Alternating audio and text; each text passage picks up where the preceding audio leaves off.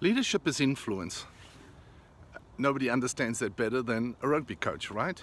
Because my job is to influence the players to, in fact, perform at their best, to perform with the right skills, to perform at a level that creates winning. I have to create a winning culture with them.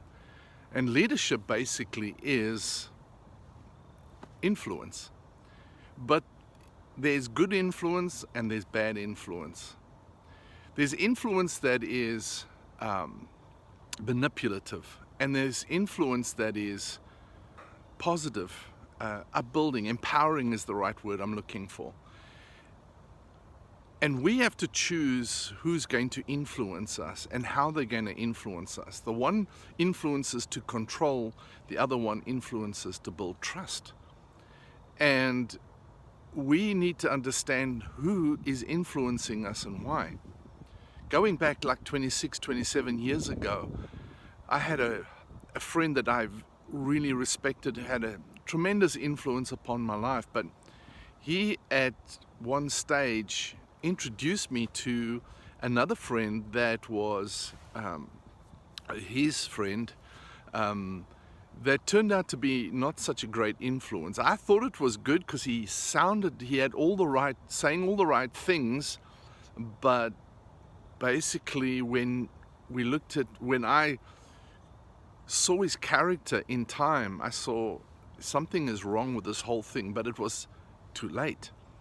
And his influence on me was that he, in fact, began to influence me in a way that was negative. And I didn't realize it. I thought I was doing the right thing. And but he then decided that he didn't like me, so he began to influence everybody else against me in my organization. And basically what happened was I lost the organization, I lost my friends, I lost my relationships that we had been building over 15, 20 years. And most of all, I lost myself. Fortunately, I didn't lose my family, but I lost myself in that process. And maybe you've experienced something like that too. I don't know. I don't know how many people may have experienced something like that, but I lost myself, I lost my purpose, I lost my mission in life. I lost everything that I'd built over 15, 20 years, that my wife and I built. We lost it all. Everything walked away. We were alone in the world. We had no money. We had no organization to speak of, and everything failed. And basically, in time, I looked at the whole concept of the relationship, the influence of that relationship, and I realized how important and how urgent it is that we choose the people or the sources of our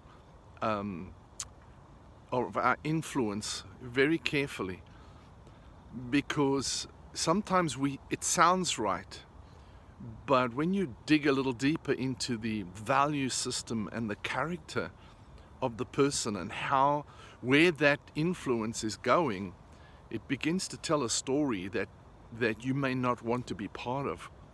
And so I really want to encourage you. I could come onto this field for training with my team, and I can be somebody that's degrading, somebody that's failure-minded, constantly putting them down. You're not good enough. But is that going to benefit them in the long run? I don't think so.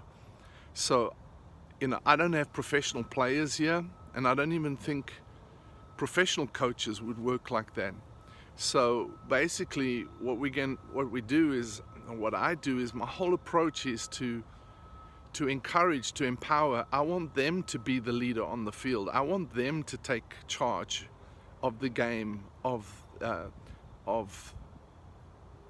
game, and how they win it and how they lose it. My biggest factor is I get really strong on them working as a team, because that I want to influence them, that life is about building teams, being part of a team, being a team player. You cannot play independently. You cannot be a lone wolf. So if I can encourage you in anything, I want to really encourage you. Make sure that the influence that you're getting or giving is positive influence, empowering influence.